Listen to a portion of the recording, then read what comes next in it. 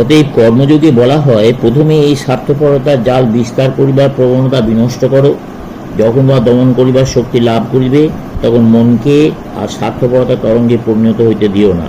তারপর সংসারে গিয়া যতবার কর্ম করো, সর্বত্র গিয়া মেলামেশা করো, যেখানে ইচ্ছা যাও। মন্দের স্পর্শ তোমাকে কখনোই দূষিত করতে পারবে না।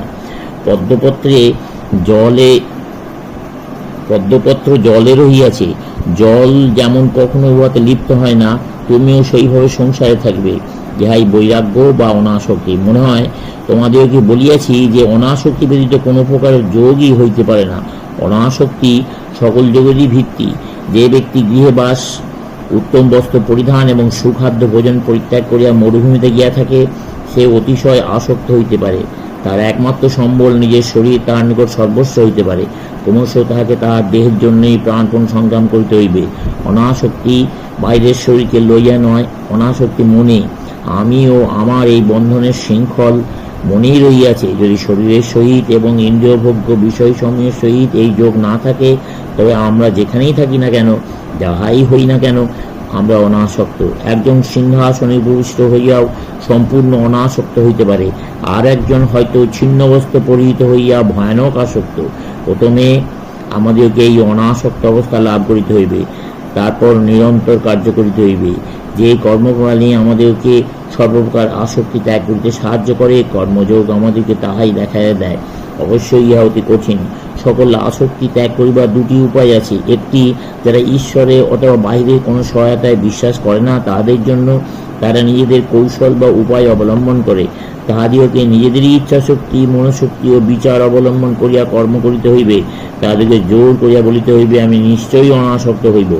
অন্যটি, যারা ঈশ্বরে বিশ্বাস করেন, তাহাদের পক্ষে ইহা অপেক্ষাকৃত সহজ।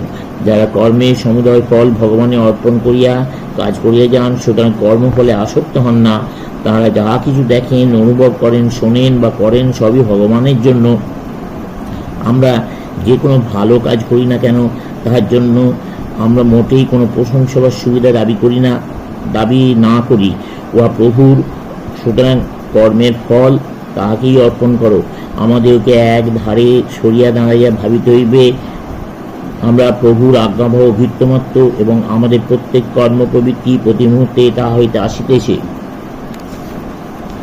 যৎ করোষি, যৎ স্নাসি, যজ্জুহোষি, দদাসি যৎ তপস্যসি কুন্তেও তৎ পুরুষ মদর্পণম। যাহা কিছু কাজ করো, যাহা কিছু ভোগ করো, যাহা কিছু পূজা হোম করো, যাহা কিছু দান করো, যাহা কিছু তপস্যা করো, সবই আমাতে অর্থাৎ ভগবানই অর্পণ করিয়া শান্তভাবে অবস্থান করো।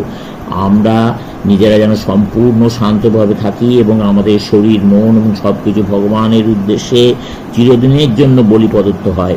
অগ্নিতে ঘৃতাহুতি দিয়া যজ্ঞ করিবার পরিবর্তে অহরাত্র এই ক্ষুদ্র অহংকে আহুতি দান রূপে মহাযজ্ঞ করো।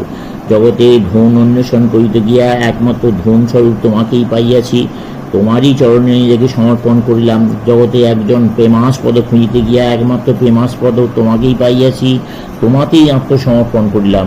দেবাত্ম আবৃত্তি করিতে হইবে, আমার জন্য কিছুই নয়। কোনো বস্তু, শুভ অশুভ বা নিরপেক্ষ যাহাই হইব না কেন, আমার পক্ষে সবই সমান।